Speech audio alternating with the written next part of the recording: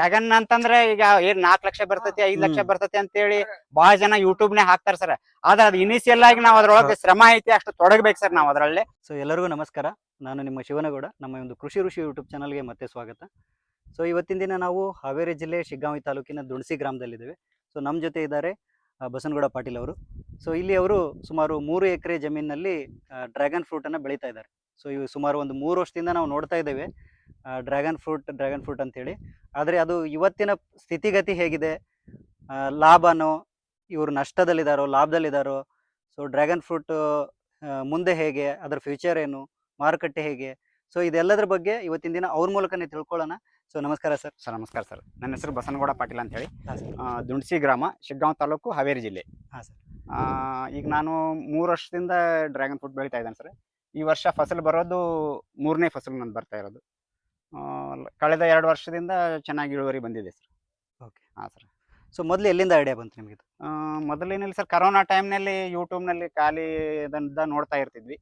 ಅದ್ರ ಬಗ್ಗೆ ಏನೋ ಮಾಡಬೇಕು ಅಂತ ಅವಾಗ ಇದು ಬಂತು ಸರ್ ಐಡಿಯಾ. ಓಕೆ. ಸೊ ಇದು 3 ಎಕರೆ ಇದೆ? 3 ಎಕರೆ ಇದೆ. ಎಷ್ಟು ಪೋಲ್? 1400 ಪೋಲ್ ಇದಾವೆ ಸರ್. ಸೊ 14 ಪೋಲು ಅಂದ್ರೆ ಒಂದು ಪೋಲಿಗೆ 4 ಗಿಡ? 4 ಗಿಡ ಸರ್. ಟೋಟಲಿ 1400 ಪೋಲ್ ಇದಾವೆ ಸರ್. ಸೊ ಈಗ ಇದು 2ನೇ ಕಟಾವ್ ಮಾಡ್ತಾ ಇದ್ದೀರಾ? ಇಲ್ಲ 3ನೇ ಕಟಾವ್ ಸರ್. ಅಂದ್ರೆ ಅರ್ಧ ಒಂದ್ ವರ್ಷ ಹಚ್ಚಿದೆ, ಅರ್ಧ ನೆಕ್ಸ್ಟ್ ಇಯರ್ ಹಚ್ಚಿದೆ ಸರ್. ಓಕೆ. ಒಂದು 3ನೇ ವರ್ಷದ ಫಲ, ಒಂದು 2ನೇ ವರ್ಷದ ಫಲ ಸರ್ ಇವಾಗ ಬರೋದು. ಓಕೆ. ಸೊ ಈಗ ಎಷ್ಟು ಕಟಾವ್ ಮಾಡಿದೆ? ಆಲ್ರೆಡಿ ಒಂದು 8 ಟನ್ ಕಟಾವ್ ಆಗಿದೆ ಸರ್. ಈಗ 2 ಬ್ಯಾಚ್ ಕಟಾವ್ ಆಗಿದೆ ಆಲ್ರೆಡಿ. ಓಕೆ. ಸೊ ಎಷ್ಟು ಇಳುವರಿ ಟೋಟಲ್ ಆಗಿ ಒಂದು ಈಗ 3ನೇ ವರ್ಷ ಅಂದ್ರೆ ಸರ್ ಒಂದು ಪರ್ ಏಕರ್ ಒಂದು 12 ರಿಂದ 15 ಟನ್ ಬರ್ಬೋದು ಸರ್ ಎವರೇಜ್. ಏನ್ ರೇಟ್ ಇದೆ ಈಗ? ರೇಟು ಇವಾಗ ಸ್ಟಾರ್ಟಿಂಗ್ ಬಂದಾಗ ಚೆನ್ನಾಗಿರ್ತದೆ ಸರ್. 120-130 ರುಪೀಸ್ ಪರ್ kg ಇರ್ತದೆ ಸರ್ ಇವಾಗ. ನೆಕ್ಸ್ಟ್ ಈಗ ಮಹಾರಾಷ್ಟ್ರದ್ದು ಅದು ಈ ತಿಂಗಳ ಎಂಡಿಗೆ ಹಿಂಗ ಅವ್ರ ಮಾಲ್ ಬಂತಂದ್ರೆ ಟೋಟಲಿ ಮಾಲ್ ಮತ್ತೆ ರೇಟ್ ಕಡಿಮೆ ಆಗ್ತದೆ. ಅವಾಗೆಲ್ಲ 70, 60, 50 ರುಪೀಸ್ ಮಟನೂ ಬರ್ತದೆ ರೇಟ್. ಸೊ ನಿಮಗೆ ಎಷ್ಟರವರೆಗೂ ಬಂದ್ರೆ ಇದು ಲಾಭ ಆಯ್ತು? ಇದು ಸರ್ ಇಳುವರಿ ಚೆನ್ನಾಗಿ ಬರ್ತದೆ. ಎವರೇಜ್ ಆಗಿ ನಮ್ಗೆ 50 ರೂಪಾಯಿಗೆ ಹೋದ್ರು ಏನು ತೊಂದರೆ ಏನಿಲ್ಲ. ಒಳ್ಳೆ ರೇಟ್ 50 ರೂಪಾಯಿ ಆದ್ರೂ ಏನಪ್ಪಾ ಇದು ಮಾರ್ಕೆಟ್ ಆಗ್ಬೇಕು ಅಷ್ಟೇ. ಅಂದ್ರೆ ಎಷ್ಟು ಬೆಳೆದಿದ್ದು ಅಷ್ಟು ಒಟ್ಟು ಸೇಲ್ ಆಗ್ಬೇಕು. ಹಾ ಸರ್, ಅದು ಟನ್ ಗಂಟ್ಲೆ ಬರುತ್ತೆ. ಹಾ ರೀ ಸರ್, ಲಾಭ ಆಗತ್ತೆ. ಕಡಿಮೆ ರೇಟ್ಗೆ ಮಾರಿದ್ರು ಲಾಭ ಆಗತ್ತೆ. ಏನೋ ಮಾರ್ಕೆಟ್ ಸಿಗ್ಬೇಕು ಅಷ್ಟೇ ಸರ್, ಇದು ಬೇರೆ ಏನಿಲ್ಲ. ಸದ್ಯ ಎಲ್ಲೆಲ್ಲಿ ಮಾರ್ಕೆಟ್ ಮಾಡ್ತಿದ್ರು? ಈಗ ನಮ್ಮಲ್ಲಿ ಕೆಲವೊಂದು ಹಾಸನದವ್ರು ಹೋಯ್ತಾರ್ರಿ, ಈ ಕಡೆ ಮಹಾರಾಷ್ಟ್ರದವ್ರು ಬರ್ತಾರ ಸರ್. ಸೊ ಅವರೇ ಬಂದು ತಗೊಂಡು ಹೋಗ್ತಾರೆ? ಅವರೇ ಬಂದು ಹೋಯ್ತಾರ ಸರ್. ನಾವು ಈಗ ಕಟಾವು ನಾಳೆ ಇದೆ ನಾಡ್ದಿದೆ ಅಂತಂದಾಗ ಅವ್ರಿಗೆ ಮೊದ್ಲೇ ಫೋನ್ ಮಾಡಿ ರೇಟ್ ಫಿಕ್ಸ್ ಮಾಡ್ಕೊಂಡು ಮಾತಾಡಿರ್ತೇವೆ ಸರ್. ಅವ್ರು ಗಾಡಿ ಕಳಿಸ್ತಾರೆ. ನಾವಿಲ್ಲಿ ಹಿಂದಿನ ದಿನ ಎಲ್ಲ ಅವತ್ತು ಬೆಳಗ್ಗೆ ಕಟಾವು ಮಾಡಿ ಅವ್ರು ವೇಟ್ ಮಾಡಿ ಕೊಡೋದು. ಸರ್, ಈಗ ನೀವು ಮೊದ್ಲು 3 ವರ್ಷದಿಂದ ಕರೋನಾ ಟೈಮಲ್ಲಿ ನೋಡಿದ್ವಿ ಅಂದ್ರೆ? ಹಾ ಸರ್. ಸೊ ಅವಾಗಿನ ಹೈಪ್ ಅಂದ್ರೆ ಅವಾಗೇನು ಇದು ಇತ್ತು? ಹಾ ಸರ್. ಸೊ ಅವಾಗ ಮತ್ತೆ ಇವಾಗಿನ ಪರಿಸ್ಥಿತಿ ಹೆಂಗ ಅನಿಸ್ತಿದೆ? ಅವಾಗ ಅಂದ್ರೆ ಅವಾಗ ಏರಿಯಾ ಕಡಿಮೆ ಇತ್ತಲ್ಲ ಸರ್. ಅವಾಗ ಬಾಳ ಅಂದ್ರೆ ಬಾಳ ಜನ ಕಡಿಮೆ ಬೆಳೆದಿದ್ರು. ಈಗ ನೋಡಕ್ ನಮ್ಮಲ್ಲಿ ನಮ್ ಡಿಸ್ಟಿಕ್ನಾಗ ಒಬ್ರು ನಾವು ಡ್ರ್ಯಾಗನ್ ಮಾಡಿದ್ ನೋಡಕಂದ್ರೆ ಅಷ್ಟು ಅಪರೂಪ ಇತ್ತು. ನೀವೇ ಒಂದ್ ಲಾಸ್ಟ್ ಬಸಾಪುರದಲ್ಲಿ ಒಂದು ವಿಡಿಯೋ ಮಾಡಿದ್ರಿ ಸರ್, ಬಳ್ಳಾರಿ ಅಂತ ಹೇಳಿ ಸರ್. ಅವ್ರದ್ದು ಒಂದು ಫಸ್ಟ್ ಮಾಡಿದಾಗ ಅದು ಎಲ್ಲ ಹೊಸದಾಗಿ ಅದು ಸಿಕ್ಕಾಪಟ್ಟೆ ಅದನ್ನ ನೋಡಿನೂ ಕೆಲವೊಬ್ಬರು ಬಹಳ ಜನ ಮಾಡಿದಾರೆ ಸರ್. ಈಗ ಅವಾಗಿನಕ್ಕಿಂತ ಇವಾಗ ಮಾರ್ಕೆಟ್ ಇನ್ನೂ ಸುಧಾರಣೆ ಆಗಿದೆ ಸರ್. ಈ ಮಾರ್ಕೆಟ್ ಮಾಡೋದೇನು ಇದೇನಲ್ಲ, ಅವಾಗಿನಕ್ಕಿಂತ ಇಂಪ್ರೂವ್ ಆಗಿದೆ ಸರ್. ಈಗೆಲ್ಲ ಬೆಳಿಬಹುದು ಹಂಗೇನಿಲ್ಲ. ಒಂದೇನಂದ್ರೆ ಸರ್, ಎಲ್ಲಾ ರೈತರು ಬೆಳಿತಾರ, ಮಾರ್ಕೆಟ್ ಮಾಡೋದ್ ಸ್ವಲ್ಪ ನಾವ ಕಂಡುಕೊಳ್ಳೋದು ಅದ್ರೊಳಗೆ ಅದೇ ಜಾಣತನ ಇರೋದು. ಮಾರ್ಕೆಟ್ ಅದ್ರ ಜೊತೆ ನೀವು ವ್ಯಾಲ್ಯೂ ಅಡಿಷನ್ ಮಾಡಿದ್ರು ನಿಮ್ಗೆ ಲಾಭ. ಹಾ ಸರ್, ಅಲ್ಲಿ ಏನಾದ್ರು ವ್ಯಾಲ್ಯೂ ಅಡಿಷನ್ ಆಗ್ಬೇಕು. ಐಸ್ ಕ್ರೀಮ್ ಅಂತದ್ದು, ಬೈ ಪ್ರಾಡಕ್ಟ್ ಅದಕ್ಕೊಂದ್ ಏನಾದ್ರು ಕಂಡು ಹಿಡ್ಕೊಂಡ್ರೆ, ಬೈ ಪ್ರಾಡಕ್ಟ್ ಮಾಡೋದನ್ನ ಕಂಡ್ಕೊಂಡ್ರೆ ಇನ್ನೂ ಡಿಮಾಂಡ್ ಹೆಚ್ಚಿಗೆ ಆಗುತ್ತೆ ಸರ್. ಜ್ಯೂಸ್ ಮಾಡ್ಬೋದು. ಜ್ಯೂಸ್ ಮಾಡ್ಬೋದು. ಅದ್ರೊಳಗೆ ಎಲ್ಲ ಕೆಲವೊಬ್ರು ಫೇಸ್ ಕ್ರೀಮ್ ಅದು ಇದೆಲ್ಲ ಯೂಸ್ ರೆಡಿ ಆಗ್ತಾ ಇದಾವ ಅಂತ ಮಾಡ್ತಾ ಇದಾರ ಅಂತ ಕೇಳಿದೇವ್ ಸರ್. ನೋಡ್ಬೇಕು ಸರ್ ಅದೇನ. ಓಕೆ. ಸೊ ಸಸಿಗಳನ್ನ ಎಲ್ಲಿಂದ ತಂದ್ರಿ?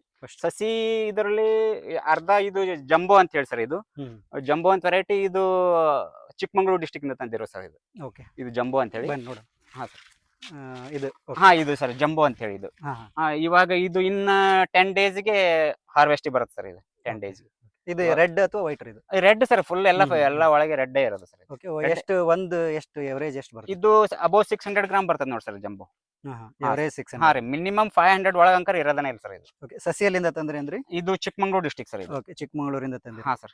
ಸೊ ತಂದು ಎಷ್ಟು ದಿನಕ್ಕೆ ಇದು ಇದನ್ನ ತಂದ ನಾಟಿ ಮಾಡಿಂದ 18 ತಿಂಗಳಿಗೆ ಫಲ ಚಲೋ ಆಗ್ತದೆ ಸರ್. 18 ತಿಂಗಳಿಗೆ. ಸೊ ಮೇಗೆ ಚಲೋ ಆಗುತ್ತೆ. ಮೇಗೆ ಚಲೋ. ಮೇ ಎಂಡಿಗೆ ಸ್ಟಾರ್ಟ್ ಆಗುತ್ತೆ ನೋಡಿ ಸರ್. ನಾವು ಯಾವಾಗ ಹಚ್ಚಿದ್ರು ಸಹಿತ ಅದು ಸ್ಟಾರ್ಟ್ ಆಗೋದೇ ಮೇ ಎಂಡಿನಿಂದ ಸರ್. ಎಲ್ಲಿವರೆಗೂ ಬರುತ್ತೆ ಹಣ್ಣು? ಇದು ನವೆಂಬರ್ ಫಸ್ಟ್ ವೀಕ್ ಮಟ್ಟ ಬರುತ್ತೆ ನೋಡಿ ಸರ್. ಓಕೆ. ಡಿಸೆಂಬರ್ ಇಂದ ಮೇ ವರೆಗೂ ಮತ್ತೆ ಆಫ್ ಸೀಸನ್ ಸರ್. ಅವಾಗ Okay. Of season. ಸೊ ಒಂದು ಪೋಲ್ಗೆ 4 ಗಿಡಗಳು. ಹಾ, ಗಿಡಗಳನ್ನ ನಟ್ಟಿದ್ದೇವೆ ಸರ್. ಓಕೆ. ಇದಕ್ಕೆಲ್ಲ ಡ್ರಿಪ್ ವ್ಯವಸ್ಥೆ ಮಾಡ್ಕೊಂಡಿದ್ದೇವೆ ಸರ್. ಸೊ ಈಗ ಒಂದ್ ಗಿಡಕ್ಕೆ ಎಷ್ಟು ಖರೀದಿ ಮಾಡಿದ್ರಿ? ಒಂದಕ್ಕೆ ಅವಾಗ 25 to 30 rupees ಪರ್ ಪೀಸ್ ಬಿದ್ದಿದೆ ಸರ್ ಕಟಿಂಗ್ಸ್.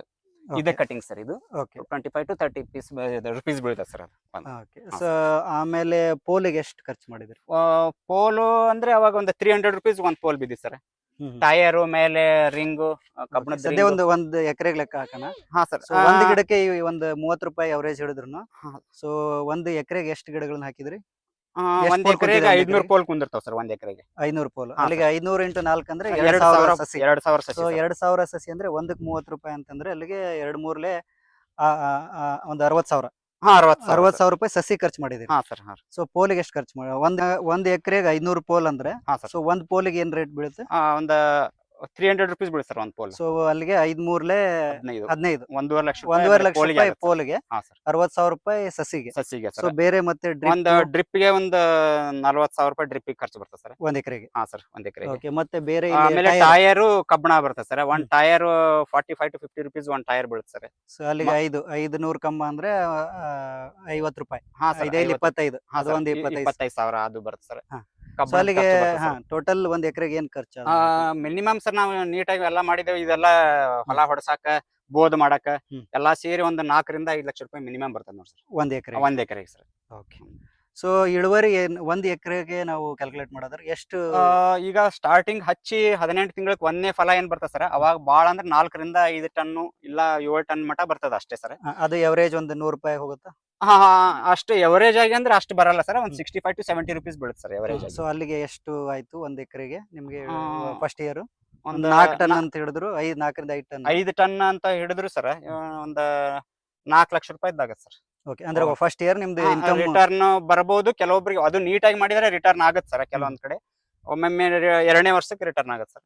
ಓಕೆ. 2ನೇ ವರ್ಷಕ್ಕೆ ಒಂದು 10 ರಿಂದ 12 ಟನ್ ಬರ್ತದೆ ಸರ್ 2ನೇ ವರ್ಷಕ್ಕೆ. ಓಕೆ. ಅವಾಗ ನಿಮಗೆ ಮತ್ತೊಂದು 6 ಲಕ್ಷ ರೂಪಾಯಿ ಹಾ ರೀ, ಆಗುತ್ತೆ. extra 60,000 ರೂಪಾಯಿ ಹಾ ತಗೊಂಡ್ರು. ಓಕೆ. 3ನೇ ವರ್ಷದಿಂದ ಅಂಕರ್ ನಮಗೆ ಸಫಿಸಿಯೆಂಟ್ ಕೆನಾಫಿ ಫುಲ್ ಜಾಸ್ತಿ ಆಗಿಬಿಟ್ಟಿರುತ್ತೆ ಸರ್. ಈಗ ಲಾಸ್ಟ್ ನೀವು 2ನೇ ವರ್ಷ ಈಗ ನೀವು 3 ಎಕರೆದಿಂದ ಎಷ್ಟು ಇಳುವರಿ ಮಾಡಿದ್ರಿ? ಈಗ ಲಾಸ್ಟ್ ಇಯರ್ ಸರ್ 27 ಟನ್ ಬಂದಿತ್ತು ನೋಡಿ ಸರ್. 1400 ಪೋಲಿಗೆ ಓಕೆ. 27 ಟನ್. ಹಾ ಸರ್.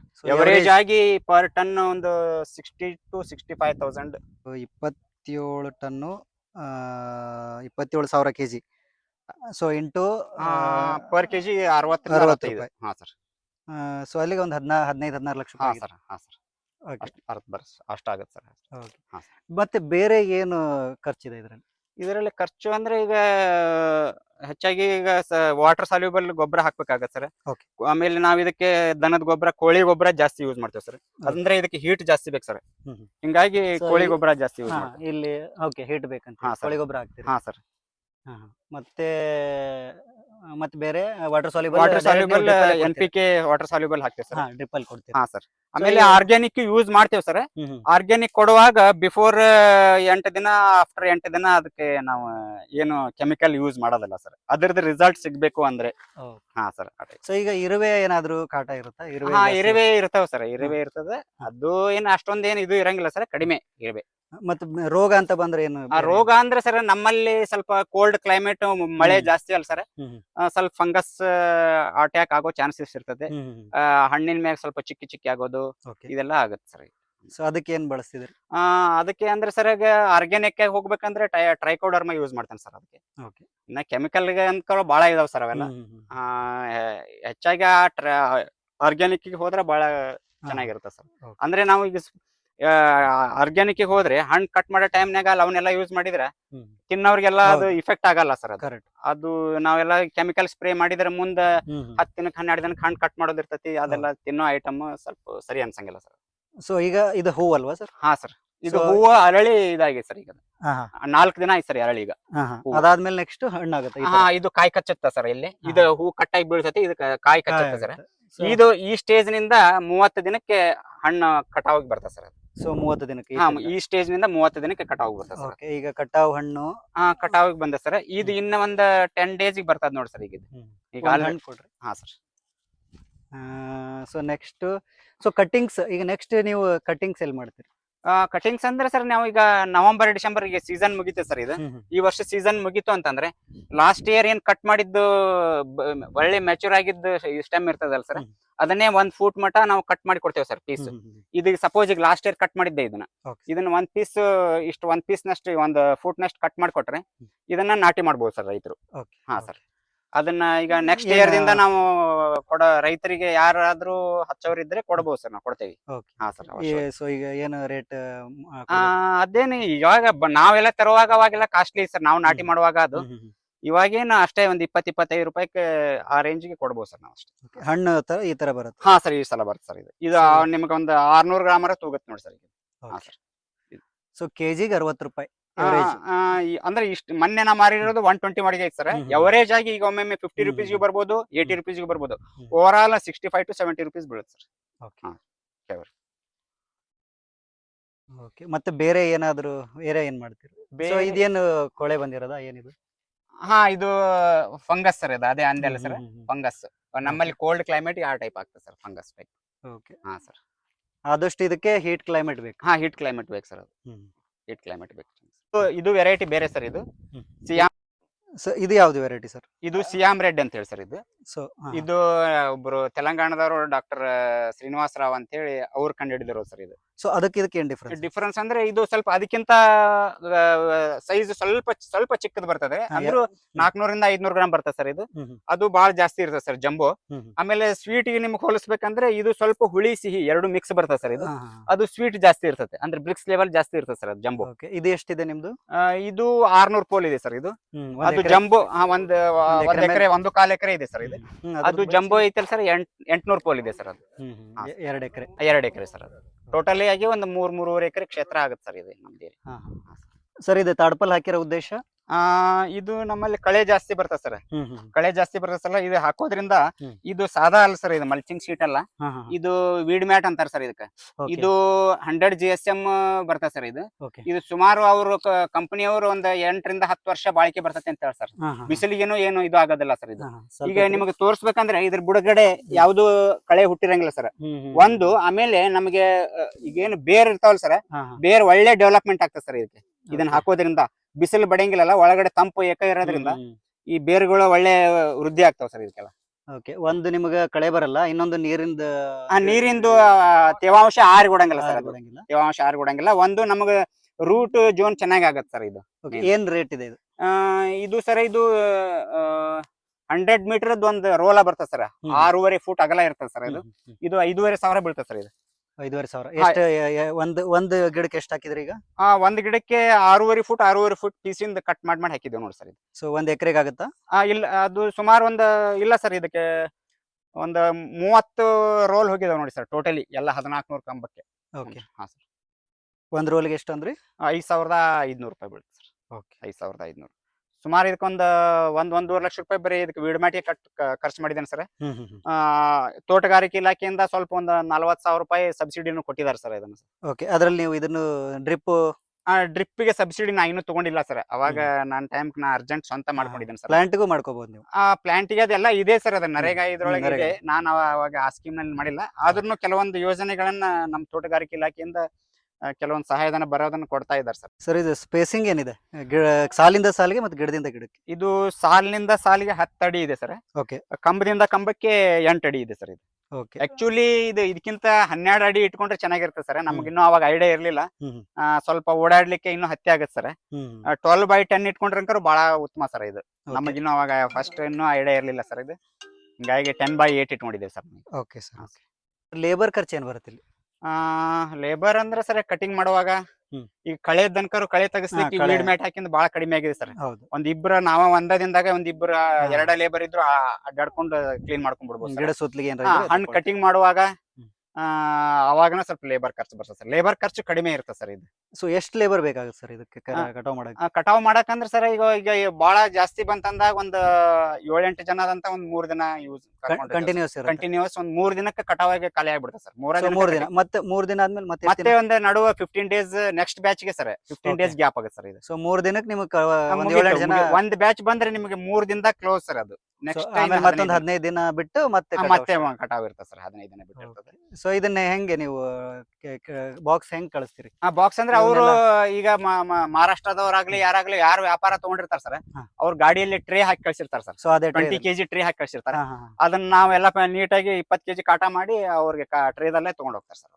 ಟ್ರೇದಲ್ಲಿ ಸೊ ಇದನ್ನ ಕಾಯೋದಕ್ಕೆ ಅಥವಾ ಏನು ಕಾಯೋದಕ್ಕಿಂತ ಸರ್ ಇಲ್ಲಿ ನಮ್ದು ನೋಡಿ ಮೇನ್ ಇದಕ್ಕೆ ನಮ್ಗ ಕಾಯೋದಂದ್ರೆ ಮೇನ್ CC ಕ್ಯಾಮೆರಾ ಸರ್ ಹಾಕ್ಸಿದೀವಿ. ಅಂದ್ರೆ ಸೋಲಾರ್ CCTV ಸರ್ ಇದು. ಈಗ ಚಾರ್ಜ್ ಎಲ್ಲ ಸೋಲಾರ್ ಪ್ಲೇಟ್ ನಿಂದನೇ ಆಗುತ್ತೆ. ಇಲ್ಲಿ ಪಕ್ಕನೆ ಊರ್ ಪಕ್ಕನೆ ಇದೆ ನಂದು ಸೈಟ್. ಆದ್ರೂ ಒಬ್ರು ಎಂಟ್ರಿ ಕೊಡಲ್ಲ ಸರ್. ಅವ್ರಿಗೆ ಏನೋ ಭಯ ಆ ಕ್ಯಾಮೆರಾ ಇರೋದಕ್ಕೆ. ಅದರಿಂದನ ನಮಗೆ ಹೆಚ್ಚಾಗಿ ಇದು ಸೆಕ್ಯೂರಿಟಿ ಅದ ಜಾಸ್ತಿ ಇದೆ ಸರ್ ಕ್ಯಾಮ್ರಾದಿಂದ. ಒಂದಿದೇನ್ರಿ ಅದು?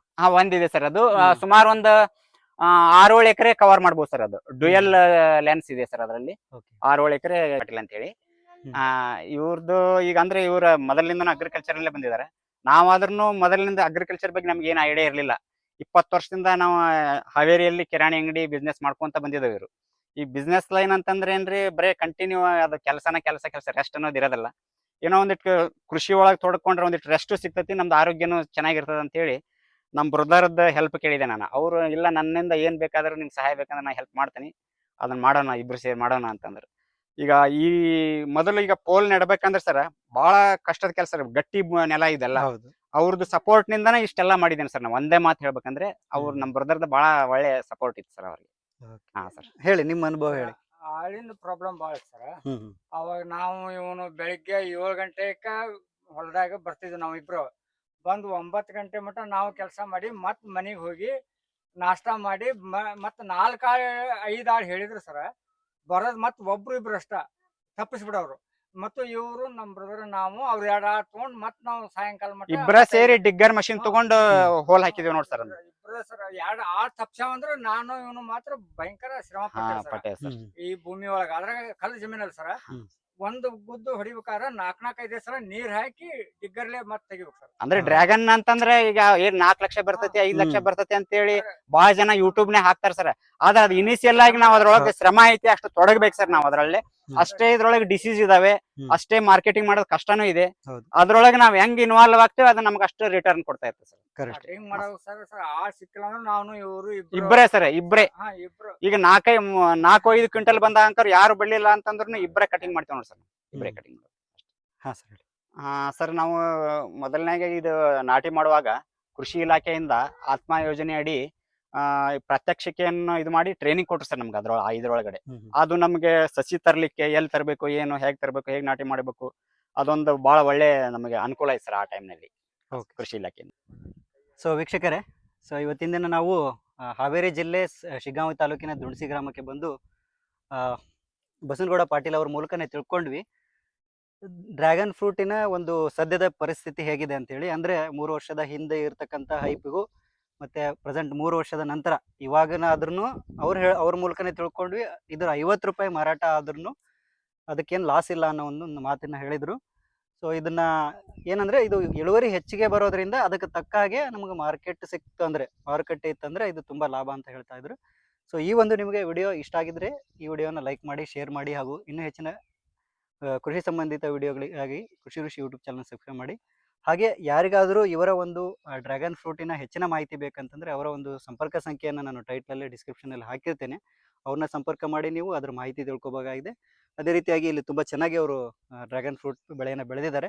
ಅವರ ಸಸಿಗಳನ್ನು ಸಹ ನೀವು ಖರೀದಿ ಮಾಡ್ಬೋದಾಗಿದೆ. ಧನ್ಯವಾದಗಳು.